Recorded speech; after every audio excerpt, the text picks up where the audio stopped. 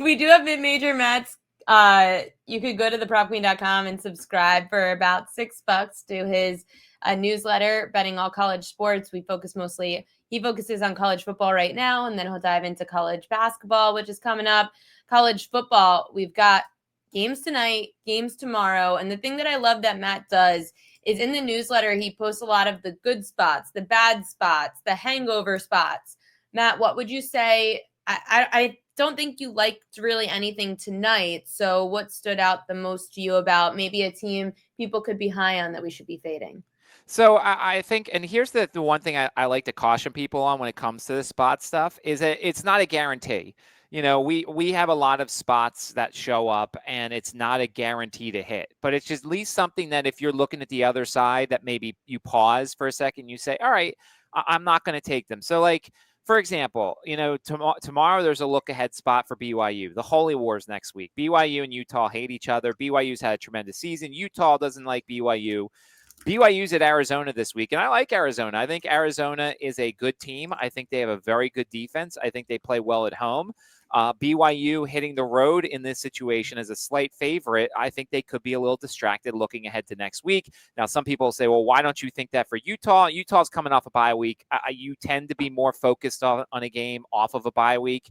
I know what's happening next week. So, like, maybe something happens in the fourth quarter if Utah is in a close game or in a blowout. But, like, Utah coming off a bye, I trust them more off of instead of BYU hitting the road when they're hosting the Holy War next week. A hangover spot, I mean, look, I've given out my Twitter account over 4.5 wins for Wake Forest. We love the fact that they won last week. They got 3 wins. So we're heading in the right direction there. They're heading to Oregon State on Saturday. Oregon State is winless. Oregon State's playing essentially an independent schedule because they are one of the last 2 teams left in the Pac-12. So they have nothing to play for, really. And Wake Forest is in the heat of a conference schedule, and now they have to go pause that and fly out west to play a winless Oregon State team. Wake Forest is a road favorite. Now, obviously, I want the win because that means I have 4 wins and I just need one more Wake Forest win, and they've got a couple easy games left towards the end. But I just wonder where their head's at. Their running back is not healthy. Their quarterback is not healthy. Oregon State has been close to getting their first win of the season. I just feel like Wake Forest could be hung over a little bit after the huge win at Virginia Tech last week. So I would say I would lean towards Oregon State in that game at home. Obviously, you're betting on a winless team, so that's tough to do. But like, I just feel like the situation plays well for Oregon State. We've got the Red River rivalry coming out tomorrow, 3:30, I think, p.m. Eastern time is the start of the game. How would you tell people to bet this big rivalry? So I have rooting interests potentially on both sides. So we gave out on your show before the season John Mateer to win the Heisman. It was like 25-1, 30-1, and everybody sold their shares because he got hurt, but he really ended up missing one game. He only missed the Kent State game, which only would have meant he would have put up tremendous statistics, but like it was a game that didn't matter.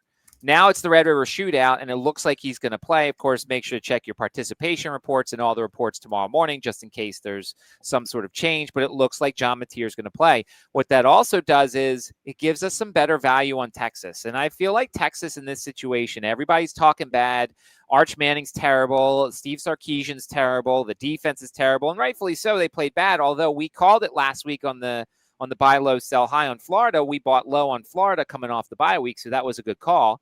Not to pat myself on the back a little bit there, but like I think now is a situation to buy low on Texas. I think Texas is in a good spot here to play really well in the Red River Shootout. I feel like everyone is waiting for Arch to get pulled, and like you feel this is the week that he can fade the public essentially and show up. Yeah, I do. I mean, remember, this rivalry game, this is one of these games where it's half and half. The stadium is half Texas, half Oklahoma. So there's not an advantage either way when it comes to the fans. And sometimes I like buying the dips. And when you get a team that's really low, you buy them because everybody else is selling them. So I like Texas in this situation.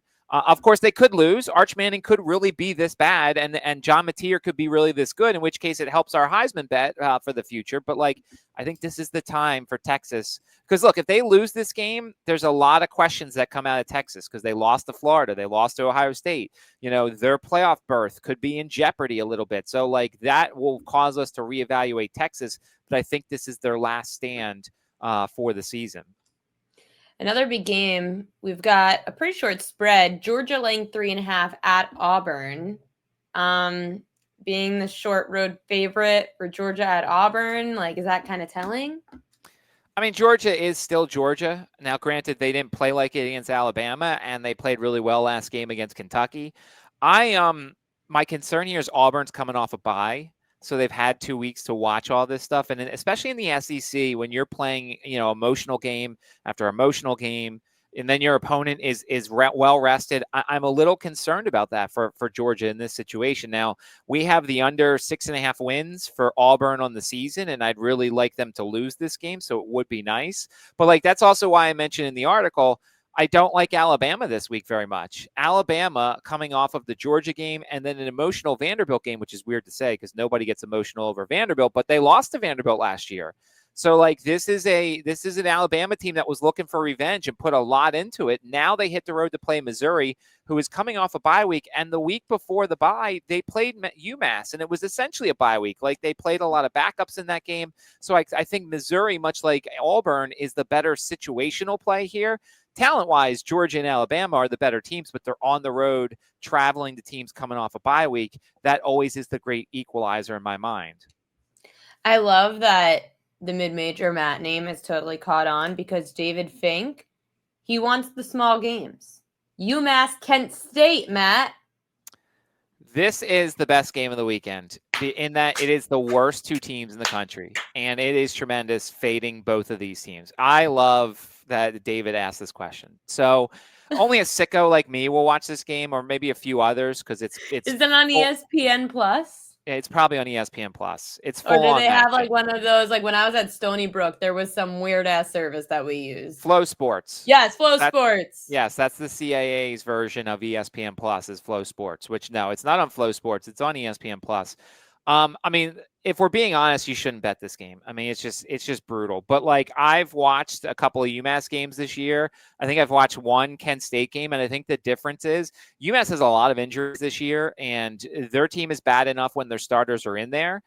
Their quarterback play is brutal. They've got one good wide receiver, and their defense is not very good. And Kent State actually has a decent quarterback. This Shields kid for Kent State's pretty good. So if you really wanted to bet this game, I think Kent State on the money line is probably the way to go here. I just think Kent State's really bad. UMass is really bad. Kent State is home. 10 people will be at this game, but Kent State has the better quarterback. And quite often when you play games like this, the better quarterback wins. So slight lead into Kent State. I wouldn't put any sort of massive amounts of money on that game, but it is going to be the fun game of the evening.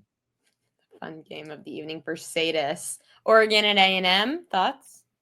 So Oregon's got Indiana. That's going to be a really fun game. You've got an Oregon team coming off a bye week. Both of these teams coming off a bye week. Curt Cignetti, who's Indiana's coach, is very boastful. It's been very interesting. I think he's been pretty quiet this week. I have not seen any headlines from him. It's almost like he's getting serious now because he realizes if he angers Oregon, he'll see what happened when Mike Gundy angered Oregon a couple weeks ago, and Oregon beat Oklahoma State 69-3. So I feel like he's been very good at being quiet. The fact that both teams are coming off their bye week, Oregon is home. I'd be slightly leaning to Oregon. Now, I know the line is large enough that you can't take the money line, but I feel like if you paired Oregon's money line off with another team you like, whether it's baseball or the NFL or college football, I'm a fan of the money line parlays, taking teams kind of in that 6-7 range and not asking college kickers to make extra points or field goals and things like that. Just take a money line and then parlay it off with another money line, and you get a decent bet there. The problem is you just have to find two teams in that general area that you like. I think Oregon wins this game. It's nice that they've had 2 weeks since the Penn State victory, because if this game was last week after the Penn State game, I'd be a little bit concerned. But with the time off, I think Oregon's just the better team in this situation. Sports Guru Vegas says he likes IU.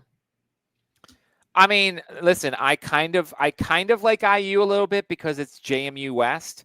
Curt Cignetti took all of JMU's best players, a lot of JMU's best players, and brought them to Indiana. So I have a soft spot for the JMU players on their team. But I just like Oregon. You're giving Dan Lanning 2 weeks to prepare for this game, and they're home. And I just think they're the better team in this situation. It's not my favorite play by any stretch. And as I said, the money line would be the way to go here. But like, I just think Oregon's the better team in this situation.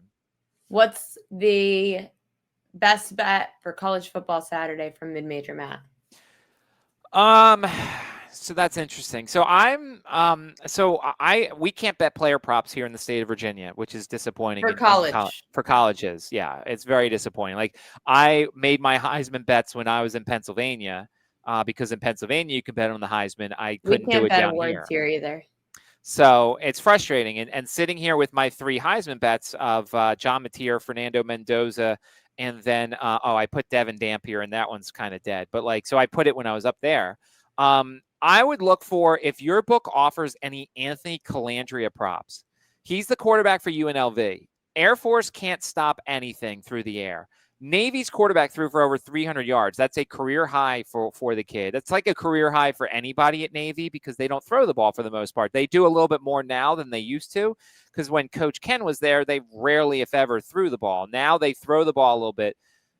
Bottom line is Air Force can't stop anybody through the air. So Anthony Calandria is the next guy to face them. I haven't seen any props yet for Anthony Calandria, but if he has like a 1.5 passing touchdowns, I'd look at the over. I'd look at the over on his passing yards. I think, once again, I'd look at the over on UNLV touchdowns in this game. I think UNLV in the fast track at home against a secondary that can't stop anybody. I think UNLV scores a lot of points against Air Force. Now, the question is, can Air Force score some points? Maybe. The total's a little high.